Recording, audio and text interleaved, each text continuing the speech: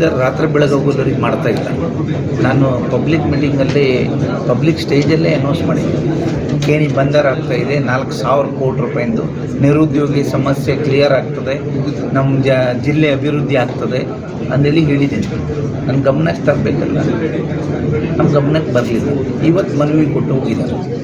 ಇಲ್ಲಿದು ಕೇಣಿದು ಒಬ್ಜೆಕ್ಷನ್ ಮಾಡಬೇಕು ಅಂತೇಳಿ ಈಗ ಸರ್ವೆ ಮಾಡ್ತಾ ಇದ್ದಾರೆ. ಸರ್ವೆ ರಿಪೋರ್ಟ್ ಫಿಸಿಬಿಲಿಟಿ 100% ಪರ್ಫೆಕ್ಟ್ ಆದರೆ ಕೇಣಿಲಿ ಬಂದರ ಆಗ್ತದೆ, ಇಲ್ಲ ಅಂದರೆ ಆಗೋದಿಲ್ಲ.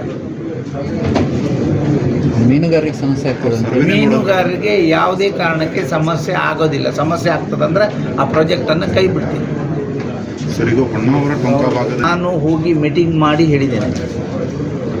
ಮಾಡಲಿಕ್ಕೆ ಶುರುವಾದ ತಕ್ಷಣ ದೊಡ್ಡ ದೊಡ್ಡವರು ಹೋಗಿ ಹಾಗೆ ಹೀಗೆ ಅಂದೇಳಿ ಎಲ್ಲರೂ ಹೇಳಿದ್ರು, ಮಾಡಲಿಲ್ಲ. ನಾನು ಹೇಳಿದ್ದೇನೆ, ಎಷ್ಟು ಮನೆ ಹೋಗ್ತದೆ ಸರ್ವೆ ಮಾಡಲಿ, ಕೂತ್ಕೊಂಡು ಮೀಟಿಂಗ್ ಮಾಡುವ, ಆ ನಂತರ ನಿಮಗೆ ತೊಂದರೆ ಆಗ್ತದೆ, ಬೇಡ ಅಂತ ಹೇಳಿದ್ರೆ ಕೈ ಬಿಡುವ ಅಂತ ಹೇಳಿದೆ. ನಮಗೆ ಯಾರೂ ಸ್ಪಂದಿಸಿಲ್ಲ. ನಾನು ಹೇಳಿದ್ರು ಅವರು ಬೇರೆಯವರನ್ನೇ ಅವಲಂಬಿಸ್ಕೊಂಡಿದ್ದಾಗ ಮಾತಾಡೋದು. ನಾನೇನು ಮಾತಾಡಲಿಕ್ಕೆ ಹೋಗಲಿಲ್ಲ. ತಗೊಳ್ಬೇಕು. ಹೌದು, ನನ್ನ ಕ್ಷೇತ್ರದವರು, ನನ್ನ ಮತದಾರರು, ನನ್ನನ್ನು ಆಯ್ಕೆ ಮಾಡಿದವರು.